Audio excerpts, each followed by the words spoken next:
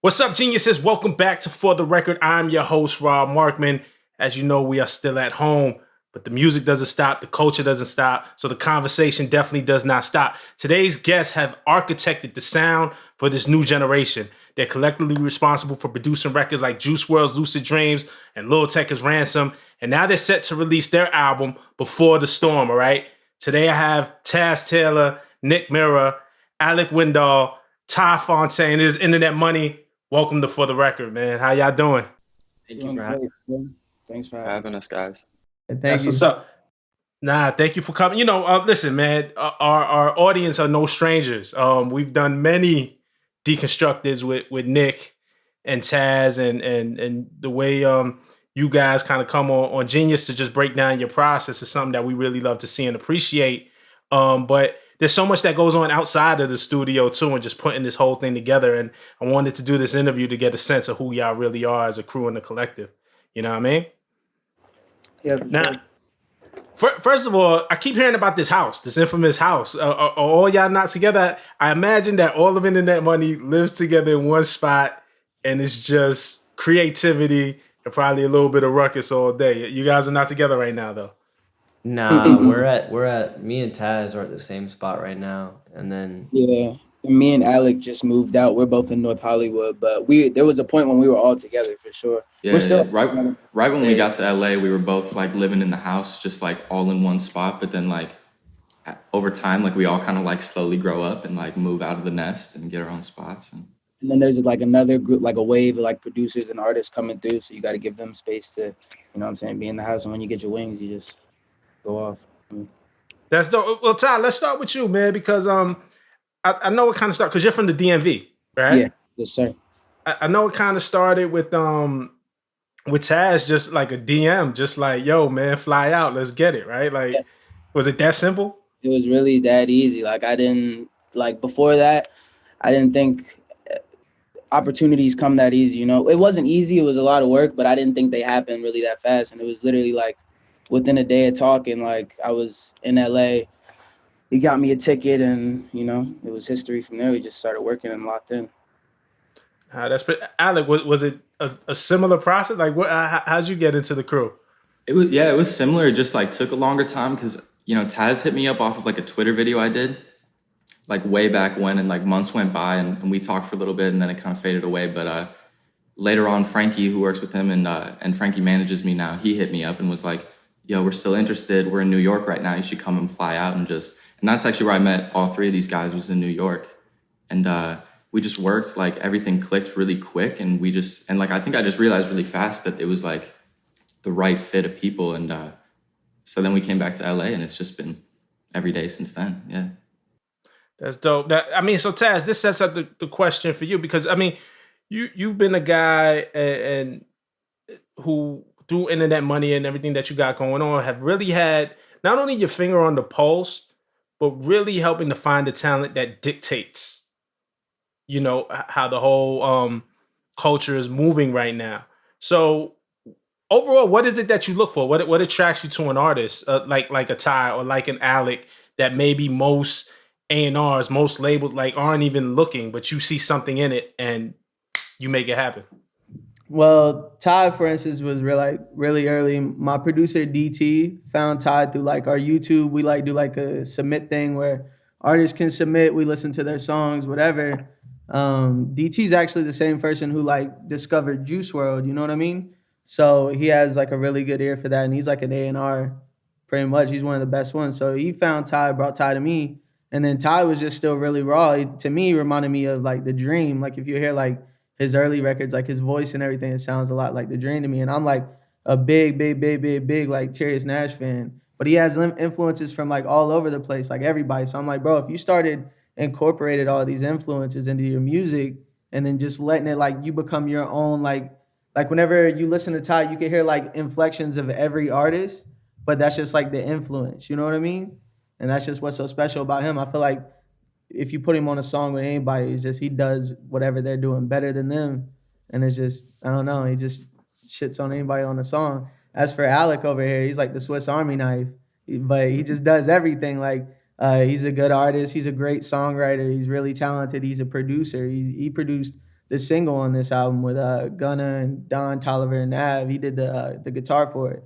So it's just like anytime I need anything done, Alex more than willing there to help me and stuff like that. And he's doing his own thing on the pop side too. So I just like to be able to have every type of little lane figured out. Like I just signed a country artist. Shout out Turbo. Yeah, Turbo. Right. We just got a little bit of everything over here, man. It's just like I just get bored doing the same thing. So it's like, and we still work really heavily. Like, you know, like we have like all the Juice catalog and all that stuff. We have Tecca. I still work. Tecca was here 2 days ago. You know what I mean? So we still do everything for Tecca, and every art we're now working really heavy with like Kid Leroy and all that. So like even artists that aren't necessarily signed to us, we still have a really big like, you know, fingerprint on in the hand of developing like every new artist. I mean, because you Tecca, you guys were working with him very early and had a hand in the rise of Lil Tecca and really the arrival of him, right? And Trevor Daniel is another artist. Yeah, I signed Trevor. Juice WRLD, Ian Dior, all them. We built and developed and signed. Well, we signed, you know, Ian and them, but we still held a major hand in like Juice and all them. You know what I mean? So let's go back to the beginning a little bit. When did you decide to start doing production? Like when did you because your father was into music, right? So you've had music around you growing up more than just a fan listening, right? But when did you decide that production was for you?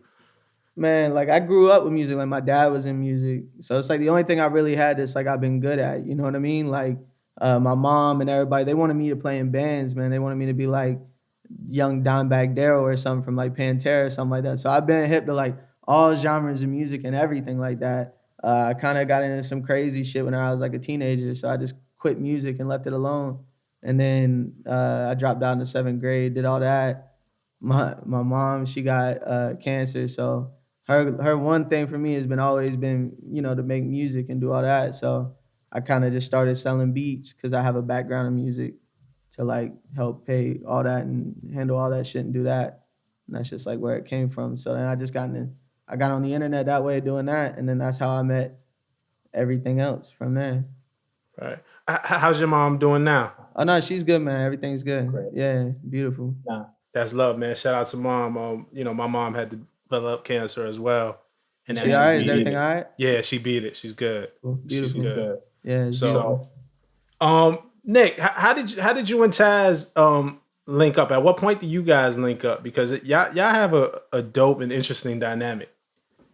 So, I mean, basically the way I met Taz was through the Type Beat game on YouTube. There was it was early days on YouTube when the community was starting of producers and people were selling type beats on YouTube to make money for themselves and just, you know, build their brands.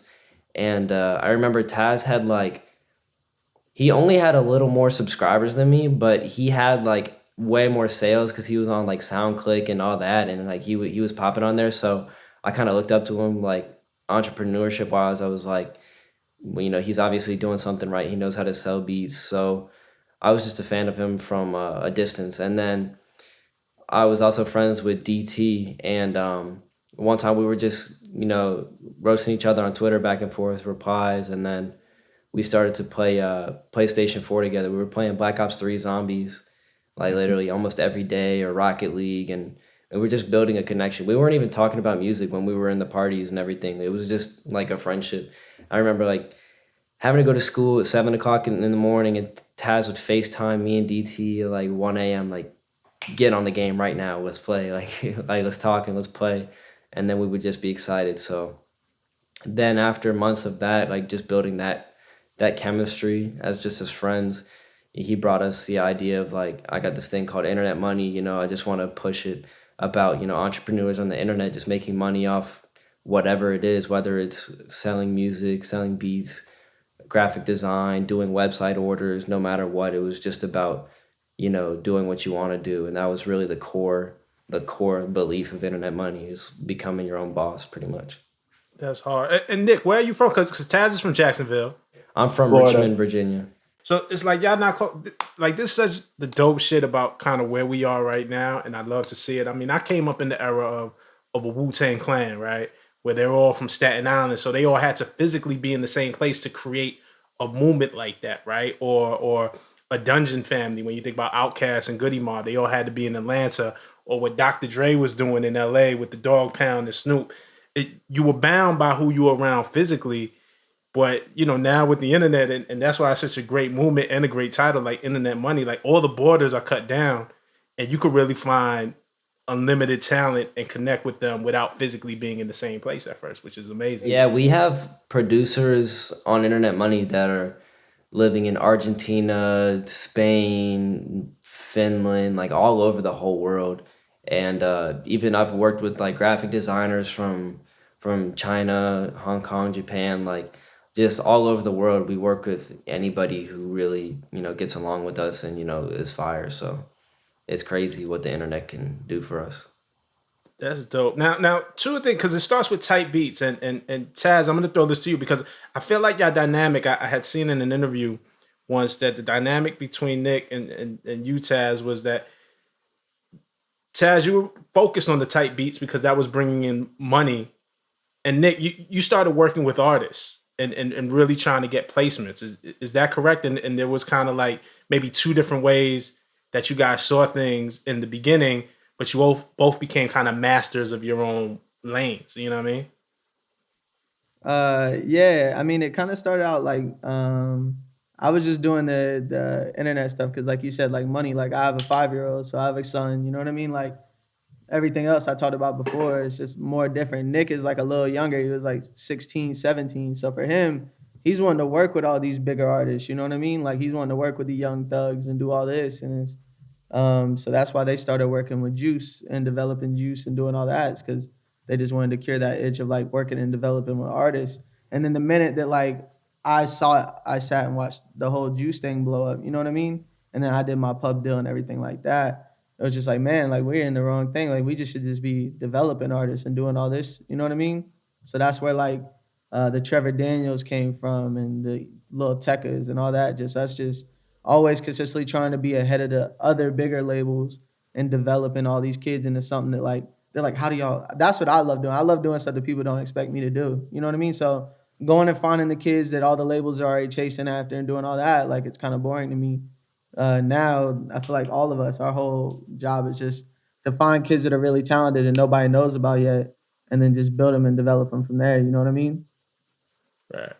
Ty and Alec, when y'all first got hit up by Taz, like how much of the story did you know? Like, were you really in tune with what was going on in the Internet Money? Like how much were you clued in to how much did maybe you have to learn once you hooked up with the crew of what was really going on here? For real, I was already pretty much tapped in. Like like Taz said, they discovered me off of the live stream. So like I was already on the internet a lot, YouTube. Like there was a point when I was trying to figure out how to make beats for myself. So I was watching Nick's videos, I was watching DT's videos. So I was already really aware. And then I followed Taz on like Twitter and all that. He's like a Twitter personality. So I was just following him.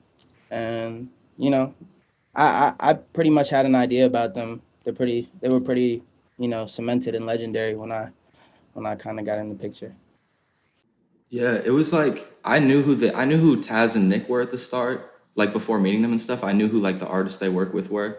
I think the biggest thing for me was like all the stuff I'd been doing before Internet Money was just like singer-songwriter, like independent artist type thing. And I was like, well, what does Internet Money want with me? Because I knew they'd work with Juice and Tecca and like all these artists. I was kind of like, well, where do I like fit into this team? Where do I fit in? And like, what would my role be? But when I got out to New York and those first nights of just like working in the studio, it became clear really quick that like, that I was kind of like, I did have like a role here that I think wasn't really filled yet. And that was like a really exciting thing to be working with these people that like I used to look up to, and now they're just like, we're all friends and we all hang out. Like, that's dope. Well, you know, I heard, man, your guitar loops are real legendary.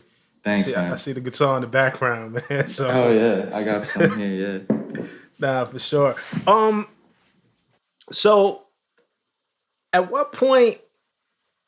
Because you originally, Taz, you talked about the publishing deal that you signed with 88, correct? It was APG. APG. I'm sorry, I'm bugging 88's label with APG, the pub deal, and you know, eventually you got signed to Alamo and you did a deal and some business with Alamo, and now you're with 10K Projects, and this album, this is the Internet Money debut. This is your debut album before the Storm is coming out on 10K. I would imagine being early in the development of artists like Juice WRLD, like Tecca, who's signed to Universal Republic, I believe. Trevor Daniel, being involved in that early development, but maybe not all the way being involved in the business, taught you some lessons early on and taught you about what you wanted and kind of where you wanted to take the career. Can you talk about that, being involved early, and then how that crafted where you really wanted to take this thing? I think overall, just learning and understanding that the music industry, no one's gonna tell you anything. You know what I mean? Like whenever I took a pub deal at APG, like I remember showing them Juice WRLD like a month after I signed, whenever no one knew who Juice WRLD was, and they were just like, I don't get it. You know what I mean? So from that point on, just realizing that we probably could have took Juice somewhere else and signed him like that. You know what I mean? But we didn't understand it. So learning the game, we had to take like a bunch of L's personally just to be able to get finally in this position that we like really understand the business side and are willing to like put in the work alongside the music. Because the music, we could do this every day in our sleep. It's just more so like the business and understanding that like we did sign Ian, or we didn't sign Juice, or I tried to sign Lil Tecca, but every single artist that I've tried to sign, even to Trevor, you know what I mean? Every single artist, everybody told us no on them. Every single one, from Juice to Tecca to every single artist, bro. Well, Alamo passed on Tecca, right? Correct? Yeah, Alamo passed on Tecca. And I sent them Ransom. I sent them Did It Again. We did all those songs in one night. Every song that we recorded that night is gold or platinum. And I sent them all them songs. That's crazy, right? That's crazy. In one session. One session. That's crazy. That is wild. Just finally understanding that like we've been right. I'm not the one to like toot our horns or say anything like that, but we've been collectively right on a lot of artists. We've been wrong on artists, but we've been collectively right on a lot of artists. And that if we just would have known the business and people like that are in the position now that I'm in now, whenever I was in a different position, would have like threw their arms around us and be like, hey, let's do this or let's do that, we would be in a different position of a label. But I feel like we kind of had to hit those speed bumps and understand the hard way so we could finally get to this position now. Like everything we've been working for pretty much, all the artists, like everything we've been developing, all the relationships, and even just like outside of business, bro, just from a song perspective and really understanding like the formula, how to write songs and the formula of like how to structure songs. Cause I feel like that's one thing that like even artists don't even understand. Like a lot of artists now, and if they did, then we wouldn't really like have jobs like that. You know what I mean? Cause it's all comes down to like song structure. That's how like we get songs to like a sweet spot to where they're not 3 minutes long. You can play them on radio. You can run them back a million times. They don't get old. And it's just about finding that little sweet spot. And this album, every song's like that. Like you don't get tired of none of these songs. You could just keep running them back, every single one, until like survive the whole project, bro. It's like a playlist, top to bottom. Yeah, no, and that's what I respect about it. Again, I come from there, like I said, man, I grew up on Wu-Tang, or I remember an artist like Big Daddy Kane, his biggest song, right? Ain't No Half Steppin', his most famous song, is a hip hop classic. It's 4 verses long. Like to do a 4-verse song in 2020 just seems like you can't have success. Not like even that. not even a rap song. That's any genre. Any genre. Right. It's too long.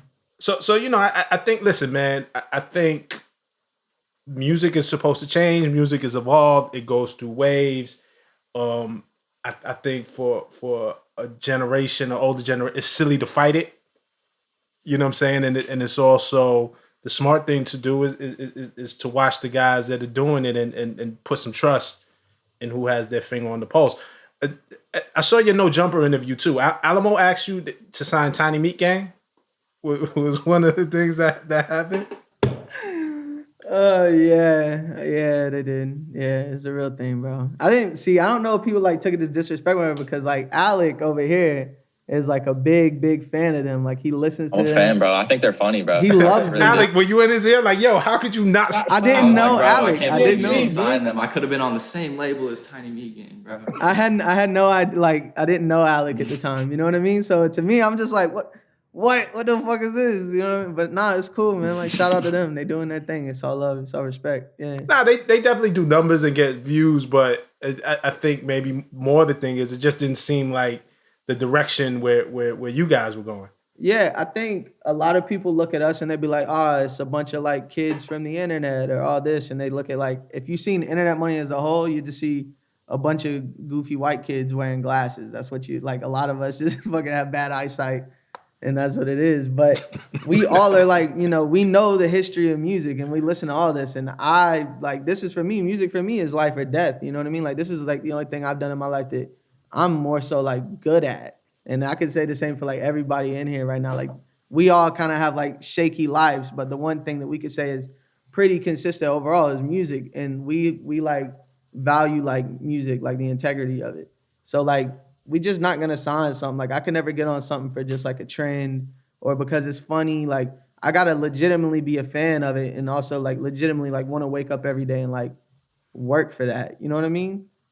I do think I get what you're saying about the stigma with younger artists, like a tech, like almost the industry, media, not really knowing how to take it seriously, if they should take it seriously, versus something that's more established, right? And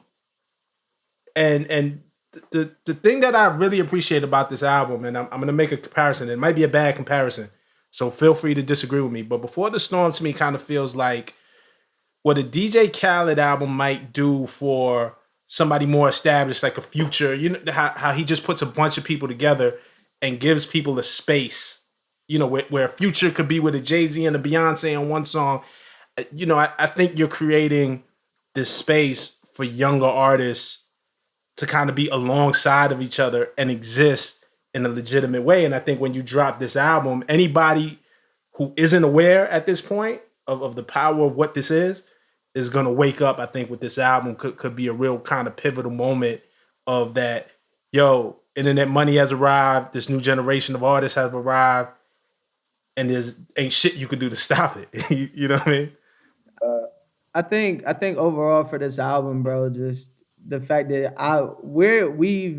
if we work with an artist before, you can kind of like somewhat expect a majority of them on this album. You know what I mean? And I think that just stands point of like we hold really good relationships with all the artists, and they all just really respect us and trust us to the fact that like, hey man, take the vocals to these songs. Like I wasn't doing anything with this song. Take the vocals to these songs. Go do what you want with them. Go put whoever you want on them. Like all these songs were throwaways, essentially. You see what I'm saying? Like the Lemonade song with Don Toliver, that was done in 2017, bro. So it's like, it's just the fact that we really went in. We've had to build up our resume to this point for them to give us the trust to like take these songs and just go turn them into like good records. It feels deliberate though. When I listened to it, nothing felt like a throwaway or a leftover. Like if I'm being honest, like, you know what I'm saying? Well, I mean, I think it all comes down to like vocals and everything like that, man. That's only 50% of a record. You know what I mean? Like you still got production, you still got everything. As long as the production's new like that, the record could sound new. You know what I mean? Nick, what's your favorite song on the album? It's probably Take It Slow, the one with Golden and Ty got on there, or Devastated by Spirit on there. That one me and Alec produced on, and that one is just so fire to me. Devastated is right now probably my favorite joint on the album, because I think when it just gets there, like it's nothing that prepares you for when it goes into that.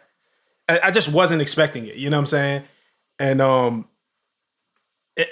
just because it's a little more Spirit sounds a little more R&B, it's a little more pop. It's a little it sounded like a big pop record to me, you know what I'm saying? And I was like, I wasn't expecting this. My man sound like Bieber. My man's a young Bieber out here.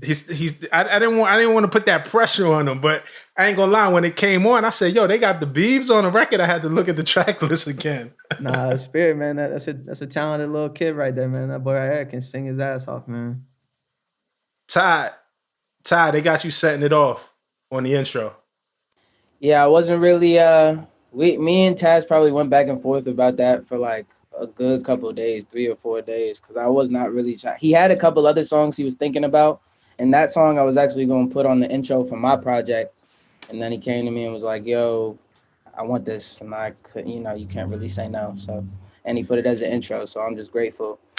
Is it like turning down The Godfather? It's like an offer you can't refuse. It's just like, Yeah, pretty much in this scenario, like this is alley-oop. So like I was just like, yeah, man, take it, dude. Do what you got to do.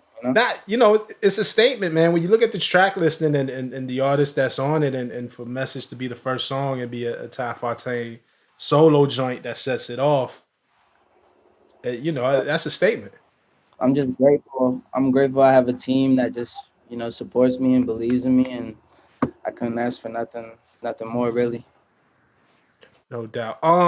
Nick, I wanted to ask you about there's a Juice record on here as well, and you guys obviously had your very close relationship with all that you did. How did the Juice record Blastoff happen with this project? So there was an original copy of the song that was done early last year, and Trippie and Juice finished the first version of it, and then I think Taz sent it to me, and he was asking if we wanted to rework on it, mess with it, and at the time I was like, I was down to make it more true, like bring it more to life, because what I was hearing with the record, I felt like it could have been executed a lot bigger. So when we were working on the album, we were talking to Juice's team, Bibby and G Money and all them about the placing this song on the album and what it really meant, and how it's like it's a sensitive topic to some people, so it's like everybody's like being careful what to do here and there, so once we got the song done, literally we were turning in the album, Taz, like a couple weeks ago, and then he's like, I don't like what we did on this part of the production. And then the last day we just switched it again. We just like fixed a whole lot of the song again. And it definitely is true to the style that we sort of crafted, me, him, and DT. It's still true to sound, but it sounds very refreshing and very new. And it really fits, Trippie and Juice together on the song as a whole. That's a dope story to hear that. So Juice and Trippie like intended, like they knew they were on a record together at some point, like even in the outro, Juice is like talking about him and Trippie cooling in the Bahamas, like making the song and everything. So because I think it's really important, and it's unfortunate that we lost Juice, and that, I feel like I did one of the last interviews with him for Genius, and they actually sampled that interview on the intro, "The Legends Never Die." So I feel really proud to be a part of that. But I love the fact, because what we're talking about is legacy, and the legacy of an artist who touched a generation. Like I don't know that very many artists can or have or will. So the fact that you guys are recrafting the beat, trying to bring it more to life for something that he intended already, and then really right before the thing being like, you know what, nah, this is not good enough. We could do better. That y'all are really pushing yourself. That makes me feel like his legacy is in good hands. You know what I'm saying? Yeah, I mean, I definitely think it's most important for someone's legacy to be, after they've left, their legacy has to be in that the people who they would trust, like who the fans would trust, who he would trust, and just the person who can execute it the right way and the proper way. Because who's to say that somebody else could mess with somebody's legacy and in some cases tarnish something, or you don't want anything happening, just like feel like someone doesn't really care about the work or is just doing it just for selfish reasons. I mean, we all wanted to rework the song as its legacy, like you just said. Like we want to make sure it's as right as possible. It wouldn't feel right if it were any other way. Right. Nah, I respect it, man, and congratulations too on the contributions to Legends Never Die as well, and that being such a big album. The crazy part is I wish Juice was here. That album was gonna be #1 regardless. You know what I mean? Which is the beautiful thing. Quite often, we appreciate artists after they pass in the culture and have a renowned appreciation. But I hope Juice knew how much appreciated he was while he was still here as well. And I think it's only going to grow. But congratulations on that. Alec, man, what's your favorite record? There's no Tiny Meat Gang didn't make the track list. They didn't make the cut. I think Message TyFontaine is probably my favorite song on the record. I really like the Kevin Gates song too. Yo, that's another one that came out of nowhere. Like I was like, know, okay. Yeah, and it just fits so well. I know Taz is proud of that one. Look at him smirking, bro. It's a great song though, and that was another one too. I think the Kevin Gates record where like we had the record, and I think that everyone collectively really cared to like make it. Like to really push it to, and that goes for every record on the album. I think like just the energy when we're all like together working on songs is like no one wants to just like, oh, this is good enough. Like it's good to just throw on there. Like I remember that one being like, we got to like nail this one, and I think it like came out really good. But yeah, Message too. Ty, my guy snapped on that. That's the best album intro ever, bro. I can't like overstate that enough. That was a big word. I'm not going to debate you on here. But that'll start a debate. That's an interesting debate, man. Go ahead. It's out in the world now. Yeah, let's go, man. You said it, man. Taz, how do you guys go about, again, man, when we talk about masterminding it, right? Like, because and more I speak to you, the more respect I get, because I think a lot of people who kind of sit at the organizing table, right? Like just certain things look good on paper. So it's like, oh, if I put this artist with that artist, of course it's going to be a hit. Of course it's going to stream well. Of course they're going to love it. But it seems like there's more of a method to your madness of getting like a Tecca and a Boogie on the same record. You know what I'm saying? Or, you know, Don Toliver, Gunna, and Nav, like you had said. What's kind of the method to the madness and the pieces to the puzzle? I think overall for me, like putting this album together, because like none of these songs had anybody on them. Like I would get a song from Tecca, then I'm like, you know, you got to play with the egos of the artist. Not saying any artist has an ego, but you know, they may not have egos. Artists have they got egos. They may not want to be on a certain song with a certain artist. Or so the fact that we got as many songs done with what we got done with this, and everybody's on it and everybody's cool, and like the album, like every song's good. You know what I mean? Listening to it, like each song has its own like little world. You know what I mean? So I would just be like, who else fits in on this song? Like the Don Toliver one. I was like, oh, this sounds like some like Yosemite stuff, something like that. So I was like, oh, we got to put Gunna on there. Or, oh, like, man, Nav would be crazy on this. Like the label at this point looking at me like, what are you doing? And I'm just like, I'm trying to make a good album. Because you're running the budget up. I don't give a fuck. I don't care how much it costs, to be honest with you. Like we spent a lot of money on this album, but like, I just didn't want to be one of them people to just water down, just try to get big names because it's a big name. Like I've definitely had records sent to me from very big name artists that didn't make this album, even though like them being on the album would have been like very beneficial for the album, just because I felt like it's not their best work. You know what I mean? Like whenever an artist gives me their songs or their vocals or something, because we recorded this whole process, like video format of us making this whole album. Like, bro, I wish y'all could hear some of the original songs of these beats, bro. Like some of these just original songs overall. Y'all would just be like, how did y'all get this from that?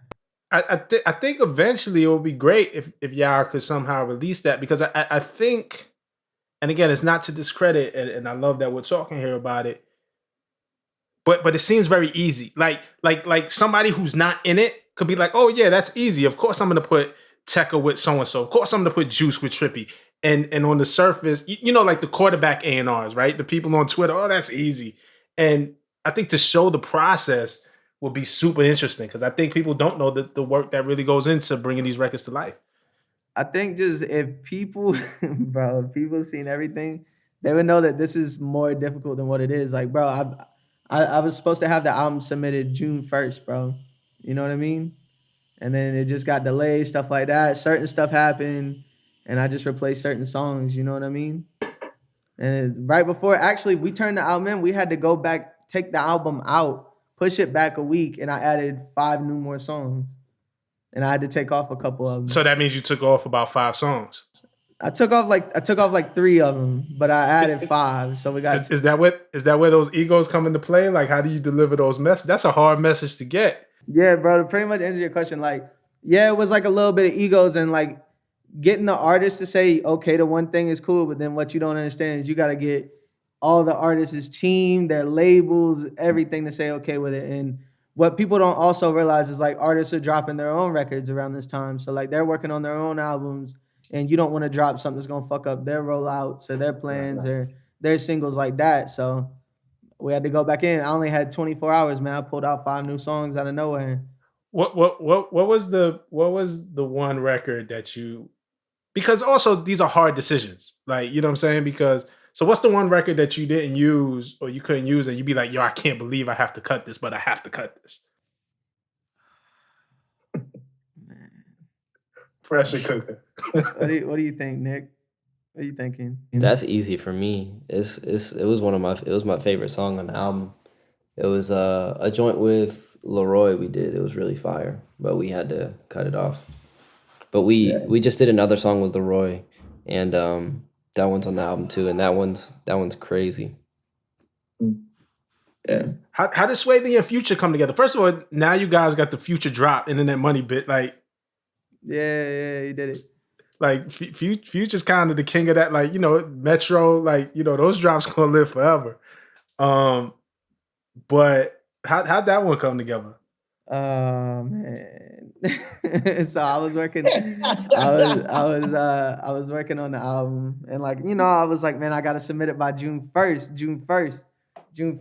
So like, you know, obviously all the crazy shit's been going on in the world and everything. Sway was in Miami, and just like one of like, I've been like, you know, my manager Bird is like really close with Migo and Sway's whole team, Mike Will and all them. So he's been telling them like, man, we gotta get Sway in with Taz, we gotta get him in with Taz, we gotta make it happen, whatever. And they're like, yeah, we'll do it. But just time was running out. And then Sway actually follows me on Twitter, which is like random, I don't know. But Sway follows me on Twitter. He just hit me randomly one day. He's like, yeah, he's like, you left me off your album, like we gotta get one in or something. I was like, all right, bro, let's do it. So he came out to LA. He was at like a party or something like that. And my boy Resource FaceTimed me with Sway. He's like, yo, I found Sway. I just told Sway that like we gotta make it happen. So the next day, matter of fact, we were all in the studio. It was me, Sway, Kid Leroy, Ty was there. Ty was on the original Future song. I was just like, hey man, you know. I was just like, I'm not. Ty, you wasn't salty. You got a front. You was probably a little salty, dog. I'm not salty because like it's a relationship. You know. No, what I'm saying? see, Like, hold on, no. You gotta understand. Sway is a big Ty fan. Like he really fucks with Ty. Whenever I was on FaceTime with Sway was like, man, Fontaine, man, TyFontaine, man, he's smooth, man. I like him. Bring him to the studio. Make sure he's there too. I'm like, all right, bet. So I was just like, cool, he likes Ty. We did like 3 songs. Ty's on one of them with Leroy that I'm keeping for sure. But it's like, man, that was the one right there. I was like, I need this one, Ty. So, you know, Ty was already on the album 4 times, bro. And I was just like, I was trying to make it, to be honest with you, I was trying to make it like some international shit. Like I went and reached out to like Lunai and like all those people and Anuel and all them, try to get them on it. But it's just like, you know, the Corona thing, people's working, they're not working. It's a weird time right now. Because it definitely has that Caribbean vibe, the Thrusting record. Exactly. Yeah. But then like my boy Dizzy, you know, he just pulled through, man. He knows Future personally, so he just reached out to Future, and Future's like, I'm in Miami. He was doing the stuff with Uzi. He's like, I'm in Miami for a day. He's like, if y'all want to get it done, I'll do it, but y'all got a day. My man Dizzy did everything damn near close to getting coronavirus to get that damn record done. He did it. I got it back. We here, man. And I like it because it's like my favorite type of Future. Like I've been a big Future fan since like 2012, bro. Like big. Like it's like the Hendrix Future, you know what I mean? Like where he went more poppy and all that. It's like probably one of my favorite type of like Future, and that's like my favorite Future album, to be honest. So it's Hendrix, right? Yeah, the Hendrix one. Right. Just reminds me of that whole vibe. So I was like, man, what are the odds, man? It's just crazy. And it's actually like, I think it's like one of the first joints we did with Future. Ain't that right, Nick? Like we probably got more just unreleased, but I don't think we had anything come out. No, the only other song was Blue Tint with Drake and Future. Yeah. Right. But Yeah. Big record. Oh, you know that Blue Tint record. I mean, bro, we just forget records, bro, to be honest with you. But yeah, man, shout out to Drake, shout out to Future, shout out to Pluto. That's dope, man. So, look, man, before the storm, what does it set up for the future? Because as much, it's just so funny talking to y'all because it really feels like the beginning of something. But at the same time, it's not like you guys are rookies. Like you guys are young, but like the placements, the chart topping records, the platinum and gold plaques, like all of that stuff speaks for itself. But it still feels like we're just tapping in at the beginning of something. So before the storm, and actually the title suggests that it's setting up something. So what are we setting up? Man, it's just before everything, man. Like I'm from Florida, so like people, the panic, everything goes on like right before the hurricane. You know what I'm talking about? That's just what it was for me. Like this wasn't supposed to be the original album. Like I was supposed to do like a Internet Money Festival this year, but COVID messed that up and like everything like that. But I was just like, you know what? People's been asking me. There's certain records that leaked that are on this album that I was just like fans are really asking for that I own the rights to. I just felt like we had to do right by them and like put out. You know what I mean?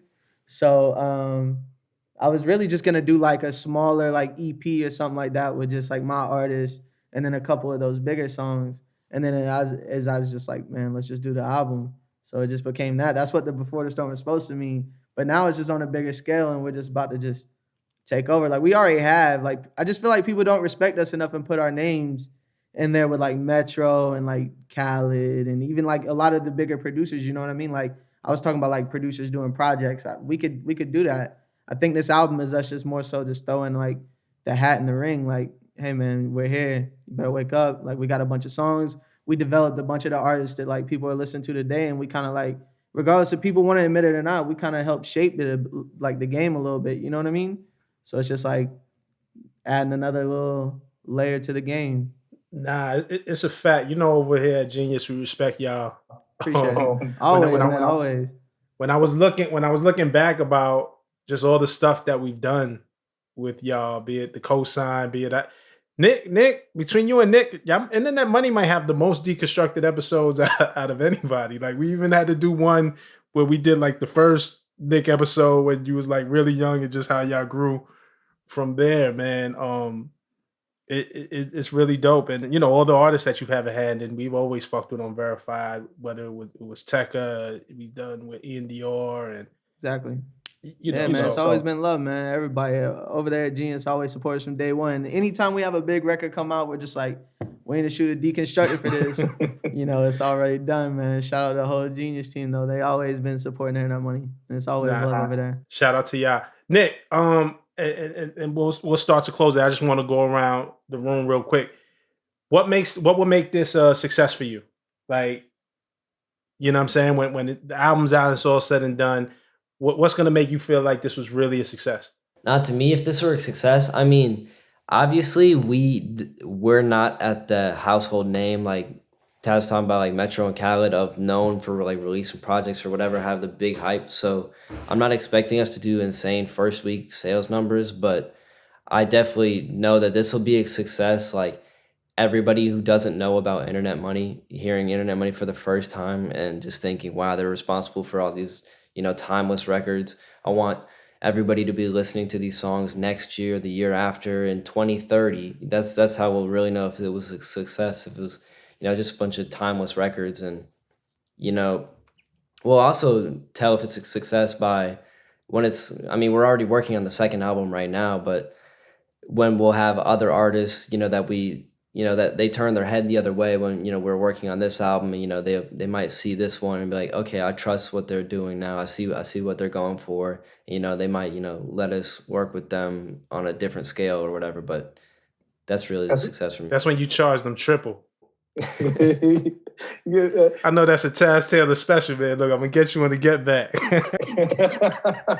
I think overall, Rob, bro, the fact that this album's done, bro, if you just know everything we've been through like the past 9 months, the fact that it's finished, bro, and like we're working on the Juice song like the day before he passed. You know what I mean? Like all this stuff going on, it's like boom, that happens, and then shit happens over here. This song leaks or this.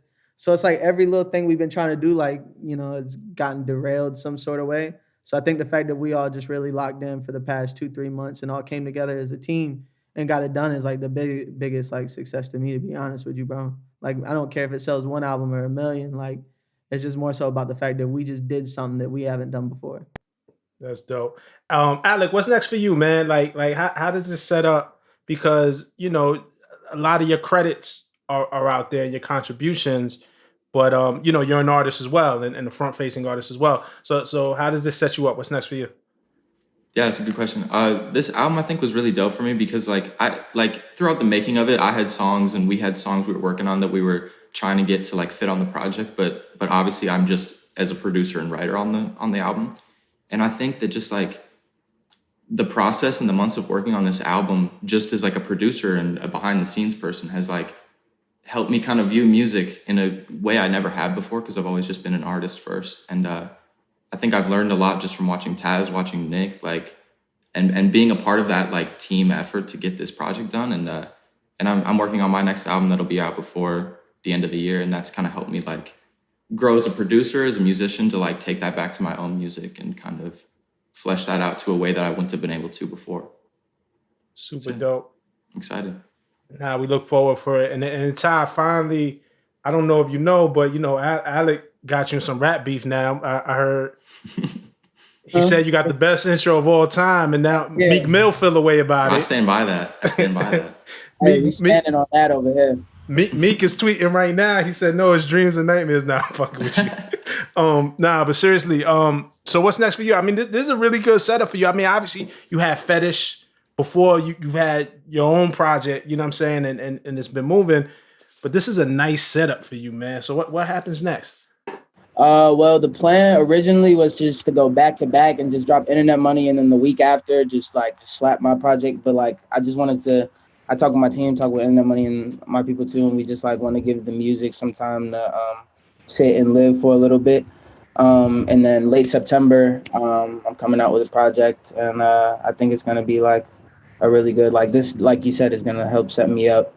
And I think just a lot of people are gonna know Internet Money and just my name after this and everybody. So yeah, late September, we got something coming. That's dope. Listen, man, they said you had the best intro out there of all time. Now you got to walk like it, baby.